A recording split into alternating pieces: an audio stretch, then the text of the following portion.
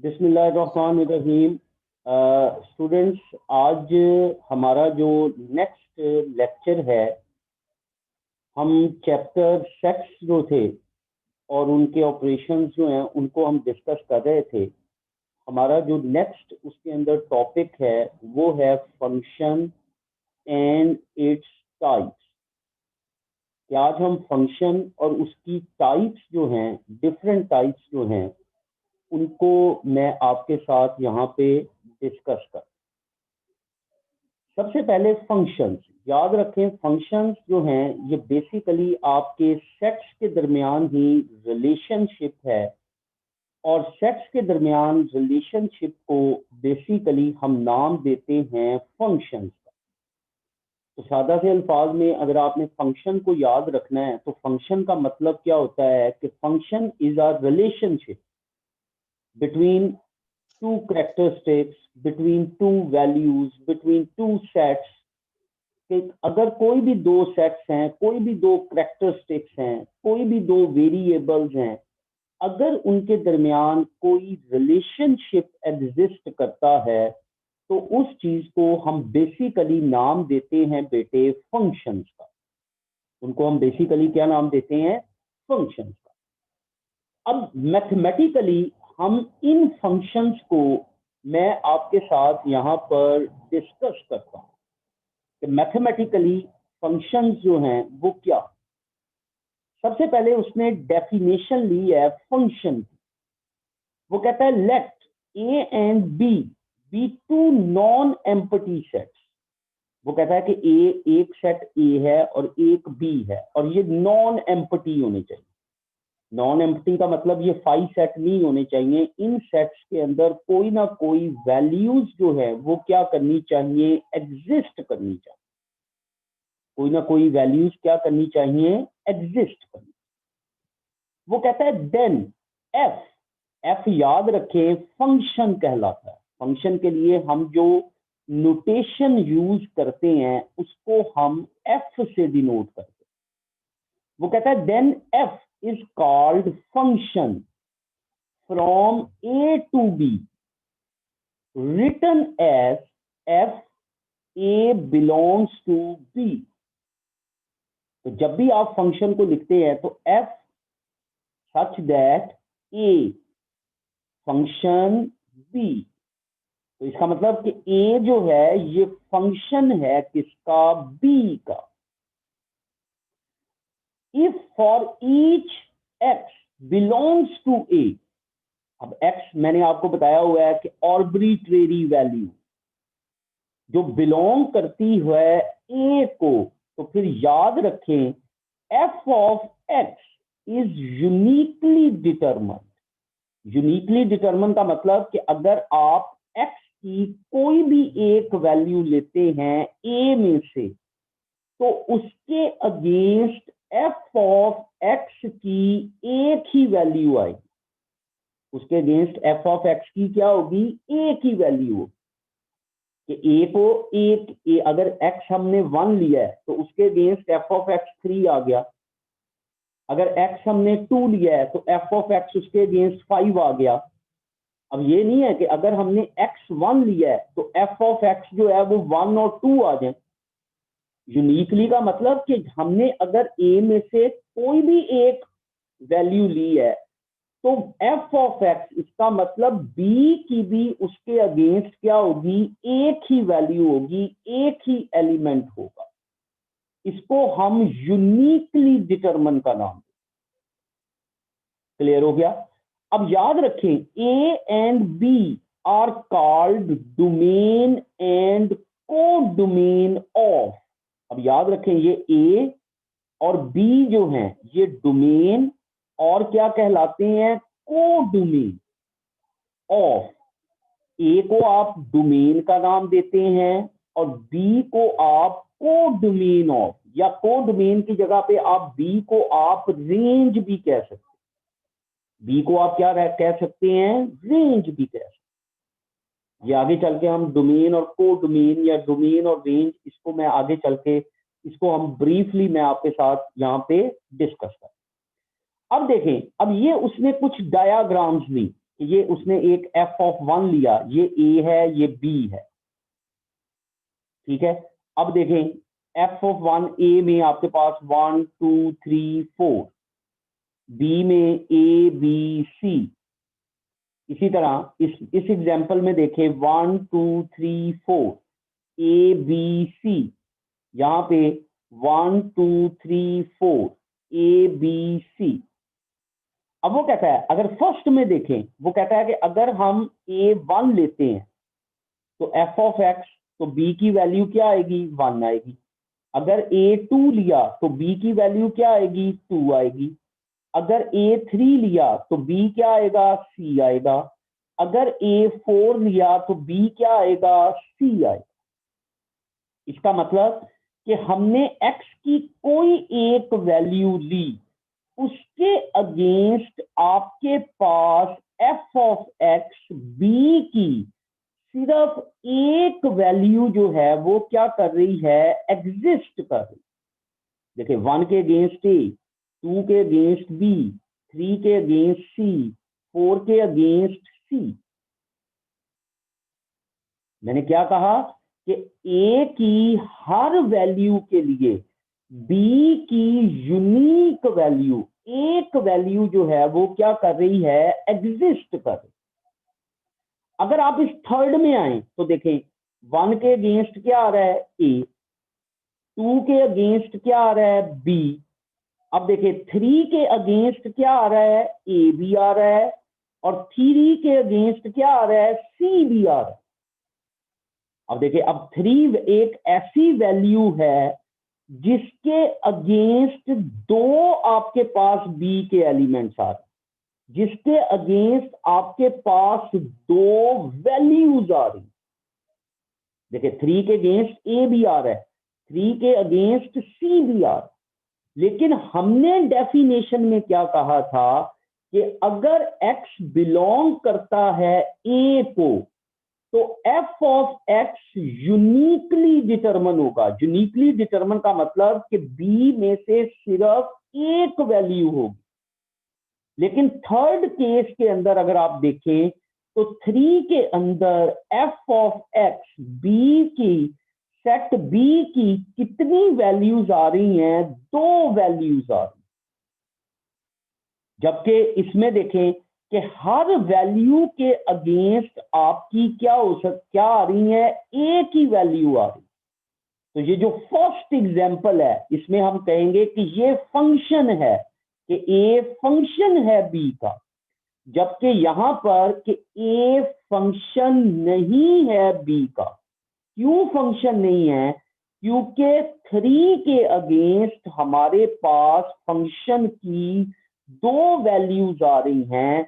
जबकि हमने क्या कहा था, ये ऊपर देखें कि f(x) इज यूनिकली डिटरमिन, कि f(x) हमारा क्या होना चाहिए, यूनिकली डिटरमिन,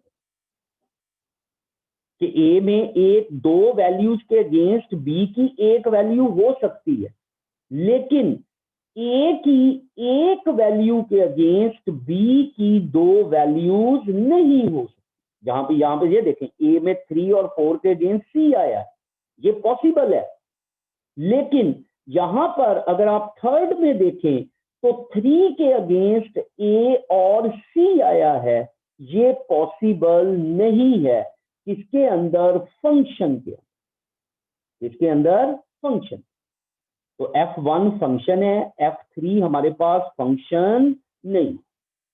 अब f(2) में देखें, a के अगेंस्ट a आ गया, 2 के अगेंस्ट b आ गया, 3 के अगेंस्ट c आया। अब 4 के अगेंस्ट इसमें कोई वैल्यू नहीं आ रही।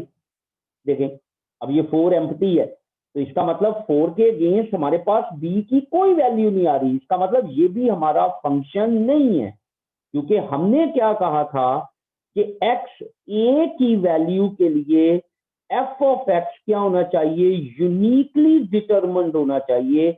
उसको हमने डिटरमिन भी होना चाहिए, और वो होना भी चाहिए क्या, यूनिक। यूनिक का मतलब एक। जबकि यहां पर अगर आप देखें तो 4 के अगेंस्ट b में कोई वैल्यू एग्जिस्ट नहीं कर रही। इसलिए F2 भी हमारा फंक्शन की डेफिनेशन में एग्जिस्ट नहीं कर, फंक्शन की डेफिनेशन में एग्जिस्ट नहीं कर। अब याद रखें, इसमें ये जो ए की वैल्यू ये 1 2 3 4 है, दीज आर कॉल्ड डोमेन, और ये आपकी जो वैल्यूज है बी की, इसको हम क्या नाम देते हैं, को डोमेन ऑफ, या इसको हम नाम देते हैं रेंज का। इसी तरह ये एक वैल्यू, ये डोमेन है, ये हमारी क्या है, रेंज है, ये हमारी डोमेन है, ये हमारी क्या है, रेंज है। तो डोमेन, एक से ज्यादा डोमेन के लिए एक रेंज हो सकती है, लेकिन एक डोमेन के लिए एक से ज्यादा रेंज नहीं हो सकती। ये हमारा क्या कहलाता है, फंक्शन कहलाता है। अब वो कहता है कि function can be represent in several ways, but usually they are defined by using a mathematical formula. अब याद रखें कि फॉर एग्जांपल हम फंक्शन को कैसे लिखते हैं कि f of x equal x square. अब ये हमारा फंक्शन है। For all x belongs to domain of f, ये किसके लिए, डोमेन के लिए। x की कोई भी डोमेन हो सकती है, आप x1 रखें तो एक्स स्क्वायर की वैल्यू 1 आएगी, x2 रखें एक्स स्क्वायर की वैल्यू 4 हो जाएगी, फंक्शन की वैल्यू 4 होगी। यहाँ पे 3 रखें 9 आ जाएगा, यहाँ पे 4 रखें x की जगह 16 आ जाएगा, 5 रखें क्या आएगा 25, 6 रखें क्या आएगा 36। इसका मतलब आप x की जो भी वैल्यू दे रहे हैं उसके अगेंस्ट फंक्शन की सिर्फ एक वैल्यू आ रही, उसके अगेंस्ट फंक्शन की सिर्फ क्या आ रही है, एक वैल्यू आ, यूनिक वैल्यू आ। जैसे यहां पे देखें कि f of x 1 over x, आप x की जगह 1 रखें तो 1 ओवर 1 1 आ गया, 2 रखें तो 1 ओवर 2.5 आ गया, 3 रखें 1 ओवर 3 आ गया, 4 रखें 1 ओवर 4 आ गया, 5 रखा 1 ओवर 5 आ गया। कि आप x की एक वैल्यू दे रहे हैं, उसके अगेंस्ट y की आपके पास क्या आ रही है, सिर्फ और सिर्फ एक वैल्यू आ, सिर्फ और सिर्फ क्या आ रही है, एक वैल्यू। कि हर डोमेन के लिए आपके पास सेम एक रेंज आ रही। ये नहीं है कि डोमेन एक रखी है रेंज 2 आ गई, ऐसे पॉसिबल नहीं। अगर आप एक डोमेन रखेंगे तो आपके पास सिर्फ और सिर्फ क्या आएगी, एक रेंज आएगी। ठीक है, तो अगर ये सिचुएशन होगी तो इस चीज को बेटे हम क्या नाम देते हैं, फंक्शन का नाम देते हैं। इसको हम क्या नाम देते हैं, फंक्शन का। अब याद रखें कि डोमेन क्या होती है, वो कहता है कि if f is a function, अगर आप हमारे पास f फंक्शन है, then domain of f is denoted by df and is defined as the set of points at which the function is defined। कि ये वो सेट ऑफ पॉइंट होता है कि जिसके ऊपर हमने अपने फंक्शन को क्या करना है, डिफाइन करना। जैसे यहां पे अगर आप देखें ये f ऑफ x था, मैंने कहा x1 रखो। अब देखें x1 रखेंगे तो हमारे पास f ऑफ x की वैल्यू आएगी, x को 2 रखो f ऑफ x की वैल्यू आ गई, x को 3 रखा f ऑफ x की वैल्यू आ गई, x को 4 रखा f ऑफ x की वैल्यू आ गई, x को 5 रखा f ऑफ x की वैल्यू आ जाएगी। देखिए x1 रखेंगे तो f ऑफ x क्या होगा 1, x को 2 रखेंगे तो 2 स्क्वायर क्या हो गया 4, x3 रखा 3 स्क्वायर क्या हो गया 9। इसका मतलब हमने x की वैल्यू दी, उसी वजह से हमारे पास किसकी वैल्यू आ जाएगी, f ऑफ x की वैल्यू आ जाएगी। हमारे पास फंक्शन की वैल्यू क्या करेगी, एग्जिस्ट कर। तो यही चीज वो कहता है कि ये वो सेट ऑफ पॉइंट्स होते हैं जिनसे हम अपने फंक्शन की को क्या करते हैं, डिफाइन करते हैं। हम अपने फंक्शन की वैल्यूज को क्या करते हैं, फाइंड करते हैं। अब इमेज क्या होता है याद रखें, तो वो कहता है कि late f such that a is a function of b, be a function if for y belongs to b then x belongs to a, अगर y b को बिलोंग करता है तो फिर x जो है वो किसको बिलोंग करेगा, a को, such that y equal f of x। तो फिर हम इसको कैसे लिखेंगे कि y is a function of x, then y is called the image of x under function और y। तो ये जो x है ये बेसिकली y हमारा क्या है, इमेज है, किसका, x का, किसके अगेंस्ट, फंक्शन के अगेंस्ट, या किसके अगेंस्ट, y के अगेंस्ट, या किसके अगेंस्ट, y के, is called a value of x f at x। तो इसको हम ये भी कह सकते हैं कि ये f की वैल्यू है किस पॉइंट के ऊपर, x के ऊपर, किस पॉइंट के ऊपर, x के ऊपर। इसका सिंपल कहने का मतलब कि हम f ऑफ x की जगह पर क्या पुट कर सकते हैं, y भी लिख सकते हैं कि x हमारी जो है वो डोमेन है और y हमारा उसका क्या है, इमेज है, कि हमने जो भी x की वैल्यू दी उसके अगेंस्ट जो हमारे फंक्शन की वैल्यू आई उसको हम बेसिकली क्या नाम देते हैं, इमेज का, और उसको हम किससे डिनोट कर सकते हैं, y से डिनोट कर सकते हैं।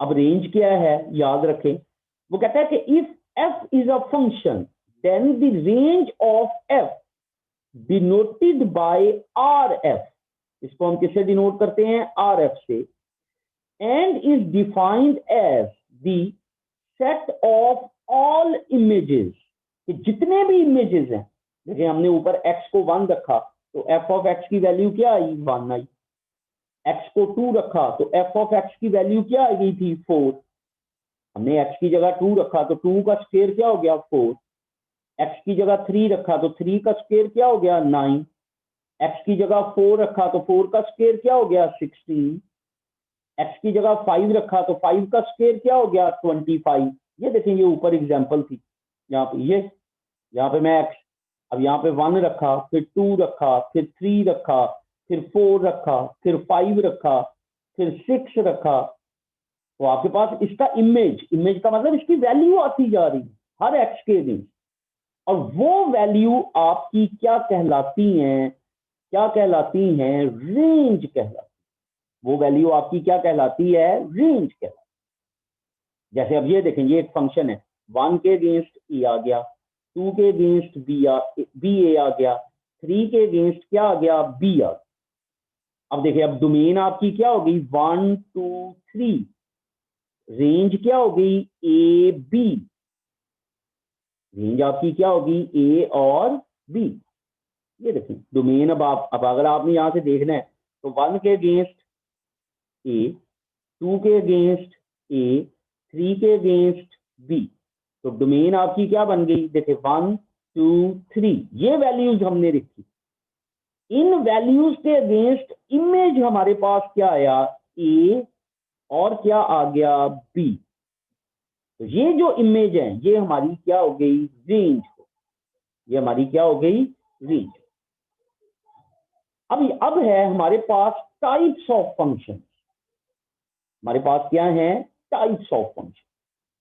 Here we define the following types of function. सबसे पहले इनटू फंक्शन। अब इनटू फंक्शन क्या है, याद रखें कि if a function f a belongs to b in such that range of f not equal b, अगर पूरा कोई भी फंक्शन है, अगर उसमें जो भी आपकी रेंज आती है वो b के बराबर नहीं है, वो b के बराबर नहीं है।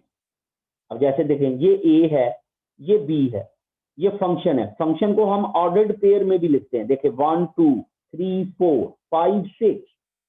अब याद रखें जब भी इसको पेयर में लिखते हैं तो जो पहली वैल्यू होती है ये डोमेन होती है, जो दूसरी वैल्यू होती है बेटे ये याद रखें क्या होती है, रेंज होती है। जब भी हम इसको ऑर्डर्ड पेयर में लिखते हैं, इसको हम ऑर्डर्ड पेयर का नाम देते हैं।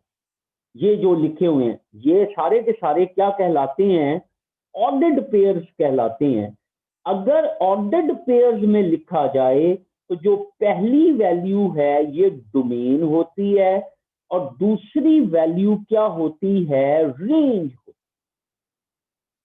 अब अगर ये देखें, ये एक फंक्शन है 1 2 3 4 5 6। अगर मैं इसकी डोमेन लिखता हूं तो डोमेन हमारे पास क्या है? डोमेन ऑफ एफ क्या होगी? 1 3 5। रेंज क्या होगी? 2 4 6। अब देखें, अगर आप रेंज देखें 2 4 6, अब अगर आप बी को देखें, अब बी में वैल्यूज कौन कौन सी हैं? 2 4 6 8।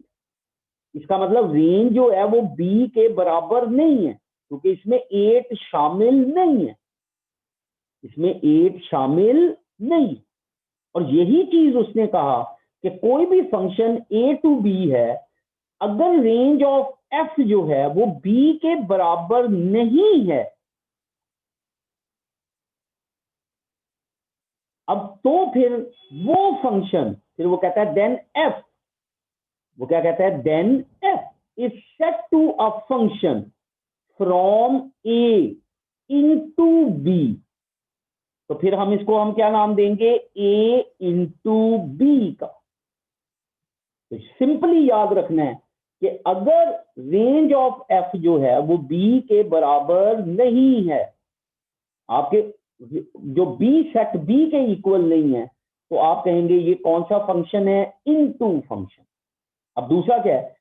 On to function. वो कहता है कि if a function F A to B is such that range of F equal B, range of F जो है वो किसके इक्वल है? बी।